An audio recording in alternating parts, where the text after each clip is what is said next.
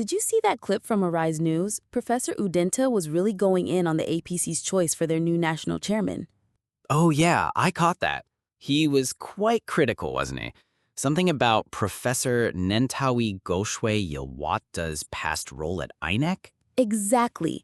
Udenta pointed out that Professor Nentawe Goshwe Yilwatda was a Resident Electoral Commissioner, REC, at INEC before becoming the APC chairman. He argued that this undermines INEC's independence. I mean, how can we trust the electoral process when someone so deeply embedded in the APC was part of the commission supposed to be impartial? It's a valid concern. Being REC gives them significant influence in their state. Still, the perception of bias is damaging. Perception is everything in politics. Udenta called it an imperial court around the president. He said it's like we're seeing the rise of an authoritarian regime with the leader being portrayed as omnipotent and omniscient. That's a strong statement. It is, and it fits into the narrative we've been seeing. The APC's internal dynamics are shifting, especially with the 2027 elections on the horizon. Professor Nentawe Goshwe Yilwatda's appointment could be seen as a move to consolidate power, ensuring loyalty within the party and potentially influencing INEC's operations. But isn't that dangerous for democracy? Udenta mentioned how this goes against genuine democratic contestation.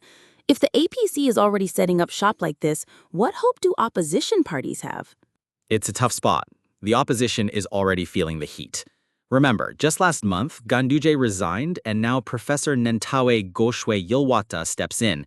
It's all part of the chess game leading up to 2027. The APC is making moves to secure their position, and the opposition is trying to counter, but it's an uphill battle. And what about INEC itself? If they're not seen as independent, how can we expect fair elections? Udenta's point about Professor Nentawe Goshwe Yilwatda being carefully chosen by the president really stuck with me. It feels like the deck is stacked. INEC's independence has always been a contentious issue, especially with past elections. This appointment doesn't help their case. However, it's also worth noting that Professor Nentawe Goshwe Yilwatda was the APC's gubernatorial candidate in Plateau State in the 2023 elections and lost.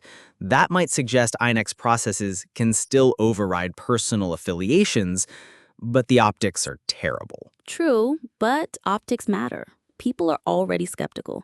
And with the way Udenta described the political landscape, it's like the APC is preparing for a coronation rather than an election. That's not what democracy should look like. You're right, and that's why figures like Udenta are speaking out. It's a call to action, a reminder that we need to scrutinize these moves closely. The 2027 elections are still 2 years away, but the groundwork is being laid now. We need to watch how this plays out, especially with INEC's role. Exactly. It's not just about who wins or loses. It's about the integrity of the process. If we lose that, we lose everything. Agreed. Let's keep an eye on it. Maybe I'll follow up with Udenta for more insight. This conversation is far from over. Please do. The more voices we have, the better. Democracy depends on it.